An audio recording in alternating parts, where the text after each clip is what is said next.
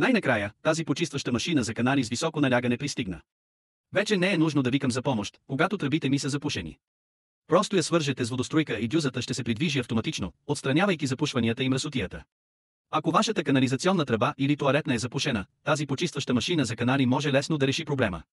Тя е ефикасна и икономична. В такива случаи обикновените почистващи машини за канали просто не са достатъчни. Сега те са разработили тази почистваща машина за канали с високо налягане. Свържете я с водоструйка или кран за високо налягане и тя, като къртица, използва мощния воден поток, за да се зарови в тръбите. Тя прониква дълбоко в тръбите, премахвайки мазнини и мръсотия от стените им за цялостно почистване. Почистването на канали е не само бързо и удобно, но и цялостно. Майстор Сан от Южен Хубей е специализиран в почистването на канали.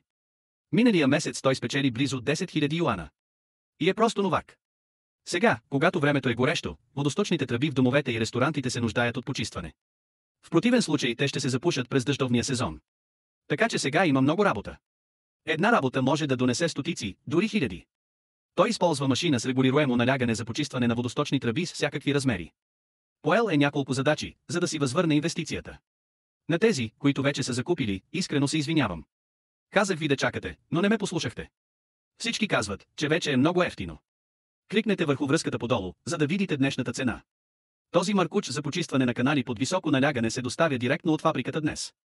Не пропускайте тази невероятна възможност да купите на намалена цена днес. Няма да намерите това дори на цени на едро. Възползвайте се от възможността да печелите пари. Добавете го в количката си сега. За първи път виждам маркуч с вграден 1,0 метров инструмент за почистване на канали под високо налягане. Просто го завиете на помпата на вашата водоструйка. След това можете да отпушите канала. Включете помпата и започнете да пръскате вода.